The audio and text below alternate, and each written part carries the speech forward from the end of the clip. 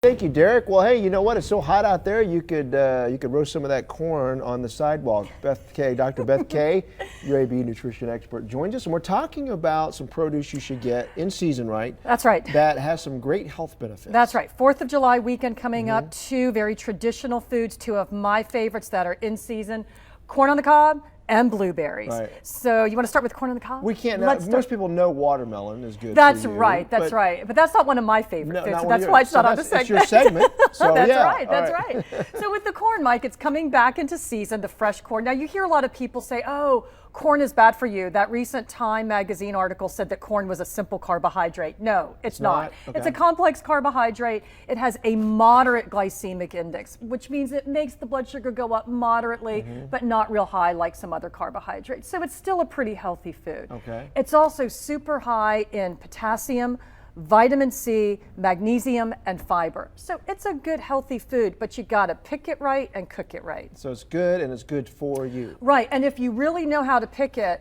you don't even have to put any salt, butter, or anything on it because it's so sweet. This is the Silver Queen corn, and what you should always look for, you always have to peel some of it back, and you look for nice, big, firm kernels. And what I always do, the grocers probably don't like this very much, I pinch a little bit right there with my, and you can even see some of it squirted out. Right. Pinch it with your thumbnail, and if it's nice and firm and kind of clicks when you pinch it, it's a nice good ear of corn. So if you work in the produce section, you notice a lot of your corn ears pinched. I've been there. You know who's done it. I've been there, and I've gotten the best corn. Now, when you cook it, avoid cooking it in water. A lot of people boil their corn. But the potassium and the vitamin C are water-soluble nutrients, so they get leached out into the water and you're not getting them. I recommend microwaving it. What I do is I peel down most of the peel on one side of the husk, put it face down like that, put some saran wrap or put it in a Pyrex covered dish, microwave for about 4 minutes, peel the rest of it, and you're done. How easy, no fuss. I don't know why I like grilled corn. Yeah, grilled is wonderful, and that's another good, healthy way of cooking it where you're not losing those nutrients. So that's a great way to do it. All right, now let's talk about blueberries. The blueberries, picking the blueberries.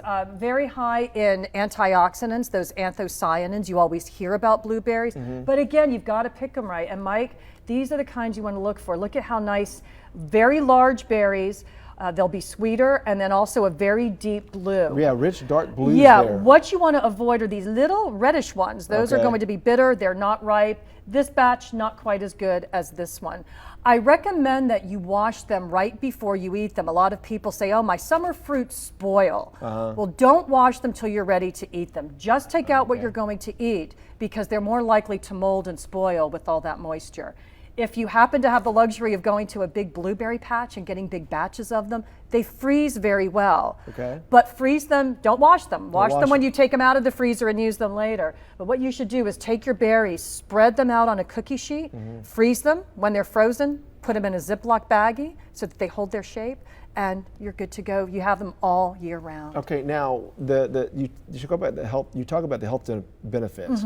Aren't there studies showing that it helps fight off dementia and Alzheimer's? Well, there are some studies that show there might be a link there.